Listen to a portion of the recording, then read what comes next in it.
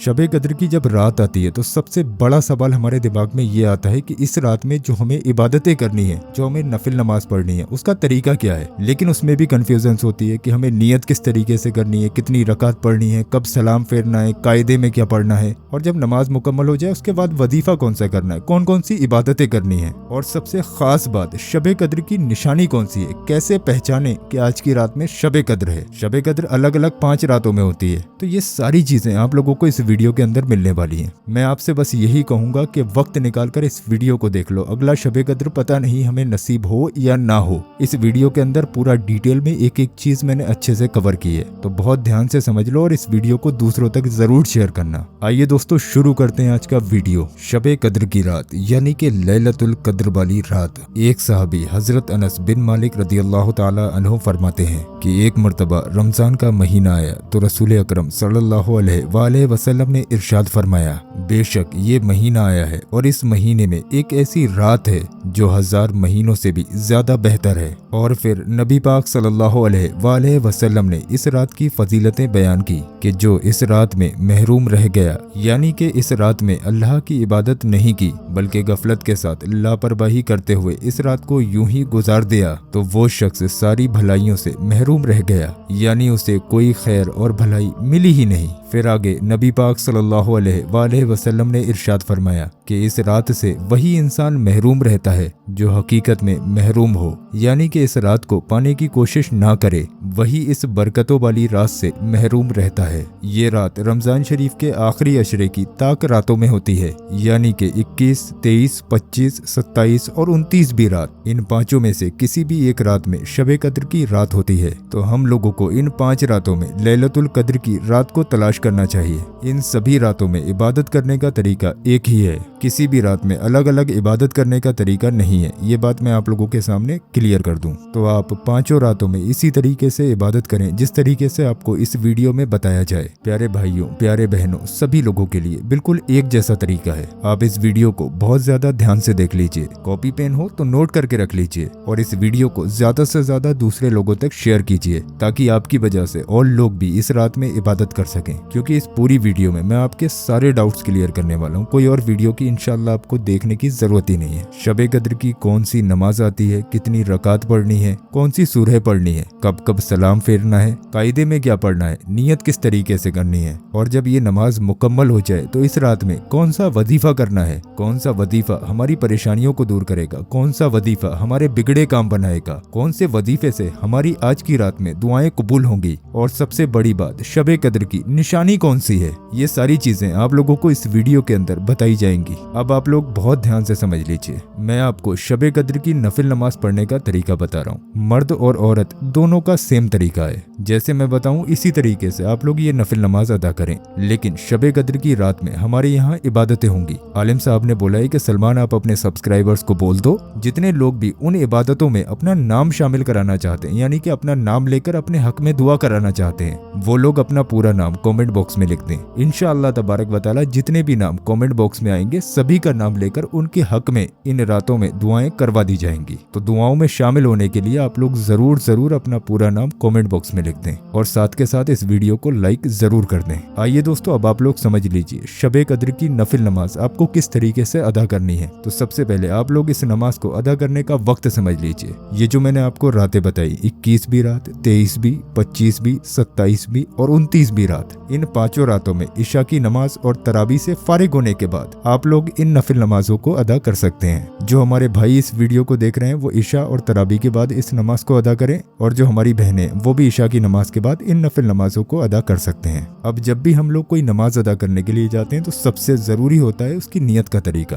तो इस नफिल नमाज की नियत आपको बिल्कुल इस तरीके से करनी है। नियत वैसे तो दिल का इरादा है। अगर आप लोग खाली दिल में ये सोच लेंगे कि हम लोग 2 रकात शबे कद्र की नफिल नमाज अदा कर रहे हैं, तब भी आपकी नियत हो जाएगी, लेकिन जबान से कह लेना अफजल है। तो आप लोग इशा और तराबी से फारिग होने के बाद जानमाज पर खड़े हो जाएं और जानमाज पर खड़े होने के बाद आप लोग बिल्कुल इस तरीके से नियत करें। 2-2 रकात करके आपको ये नफिल नमाज अदा करनी है। तो आपको 2 रकात नफिल नमाज की ही नियत करना है। नियत की मैंने 2 रकात नमाज नफिल शबे कद्र की वास्ते अल्लाह ताला के वक्त मौजूदा मुंह या रुख मेरा काबा शरीफ की तरफ अल्लाह अकबर। अब आप यहाँ पर ये कह लें कि मुंह मेरा काबा शरीफ की तरफ या ये कह लें रुख मेरा काबा शरीफ की तरफ, दोनों एक ही बात है। अल्लाह अकबर कहकर आप लोग नियत बांध लीजिए। नियत बांध लेने के बाद आप लोग सबसे पहले एक मर्तबा सना पढ़ेंगे, यानी कि सुबहानक अल्लाहुम्मा व बिहम्दिका व तबारक अस्मुका व तआला जद्दुका व ला इलाहा गैरुक। ये सना है जिसको आपको एक मर्तबा पढ़ना है। उसके बाद आप लोग एक बार सूरह फातिहा यानी कि अलहम्दु शरीफ को पढ़ेंगे। अलहम्दु शरीफ आप सभी के याद ही होगी, मुझे बताने की जरूरत नहीं है। जब आप एक मर्तबा सूरह फातिहा यानी कि अलहम्दु शरीफ को पढ़ लें, उसके बाद जो चारों कुल आते हैं यानी कि सूरह इखलास, सूरह नास, सूरह फलक, सूरह काफिरून, इन 4 कुलों में से जो भी सूरह आपके याद हो उसको आप लोग एक मर्तबा पढ़ लीजिए। आप चाहें तो यहाँ पर खाली सूरह इखलास यानी कि कुल हुवल्लाह शरीफ को भी एक मर्तबा पढ़ सकते हैं। तो जब आप लोग एक मर्तबा सूरह इखलास पढ़ लें, उसके बाद अल्लाह अकबर कहते हुए रुकू में आ जाएं। रुकू में आप लोग 3 बार, 5 बार या 7 बार सुबहाना रब्बियल अजीम पढ़ें। फिर आप लोग समी अल्लाहु लिमन हमिदा रब्बना वलकल हम्द कहते हुए खड़े हो जाएं। फिर आप लोग अल्लाह अकबर कहते हुए सजदे में आ जाएं। सजदे में आप लोग 3 बार, 5 बार या 7 बार सुबहाना रब्बियल आला, सुबहाना रब्बियल आला, सुबहाना रब्बियल आला पढ़ें। फिर आप लोग अल्लाह अकबर कहते हुए बैठ जाएं। फिर आप लोग दोबारा से अल्लाह अकबर कहते हुए सजदे में जाएं। अब दोबारा से फिर से आप लोग 3 बार, 5 बार या 7 बार सुबहाना रब्बियल आला, सुबहाना रब्बियल आला, सुबहाना रब्बियल आला पढ़ें। फिर आप लोग अल्लाह अकबर कहते हुए दूसरी रकात के लिए खड़े हो जाएं। अब यहाँ पर आपको बहुत ख्याल रखना है, दूसरी रकात में खड़े होते ही आप लोग एक मर्तबा सूरह फातिहा पढ़ेंगे। यहाँ पर आपको सना नहीं पढ़ना है। जैसे ही आप लोग खड़े हों, नियत बांधें, आप लोग एक बार सूरह फातिहा यानी कि अलहम्दु शरीफ पढ़ें। उसके बाद एक बार सूरह इखलास या फिर जो भी आपने सूरह पढ़ी हो, यहाँ पर आप लोग एक मर्तबा पढ़ लीजिए। फिर आप लोग अल्लाह अकबर कहते हुए रुकू में आ जाइए। रुकू में पहले की तरह 3 बार, 5 बार या 7 बार सुबहाना रब्बियल अजीम पढ़ें। फिर समी अल्लाहु लिमन हमिदा रब्बना वलकल हम्द कहते हुए खड़े हो जाएं। फिर आप लोग अल्लाह अकबर कहते हुए सजदे में आ जाएं। सजदे में जैसे अभी बताया 3 बार, 5 बार, 7 बार सुबहाना रब्बियल आला पढ़ें और अल्लाह अकबर कहकर बैठ जाएं। फिर दोबारा अल्लाह अकबर कहते हुए फिर से सजदे में जाएं। दोबारा सजदे में आने के बाद 3 बार, 5 बार, 7 बार सुबहाना रब्बियल आला पढ़ें और फिर अल्लाह अकबर कहते हुए कायदे में बैठ जाएं। जैसे ही आप लोग कायदे में बैठे, आप लोग एक बार अत्तहियात पढ़ें, उसके बाद दुरूद इब्राहिमी पढ़ें, दुआए मासूरा पढ़ें, रब्बना आतैना पढ़ें और सलाम फेर लें। यहाँ पर आप लोगों की 2 रकात शबे कद्र की नफिल नमाज मुकम्मल हुई। अब आपके दिमाग में ख्याल आता होगा कि हमें इस रात में कितनी रकात नफिल नमाज अदा करनी है। तो ये जो मैंने आपको 2 रकात नफिल नमाज पढ़ने का मुकम्मल तरीका बताया, आपकी मर्जी है, आप लोग इस पूरी रात में 2-2 रकात करके जितनी चाहें उतनी नमाजें अदा कर सकते हैं। यहाँ पर कोई ये नहीं है कि 6 रकात पढ़नी है, 12 रकात पढ़नी है, 20 रकात पढ़नी है, ये आपकी मर्जी के ऊपर डिपेंड करता है। लेकिन कम से कम 2 रकात नफिल नमाज शबे कद्र की जरूर अदा कर लें। अब यहाँ पर जब इबादत की बात आती है, तो जब आप लोग ये नफिल नमाज अदा कर लें, उसके बाद आप अपनी जानमाज पर बैठे रहें। अब यहाँ पर कुछ इबादतें आती हैं जो आपको करना जरूरी है। इस नफिल नमाज को अदा कर लेने के बाद सबसे पहले आप लोग बिस्मिल्लाह शरीफ का वजीफा करेंगे। किस तरीके से करना है बहुत ध्यान से समझो।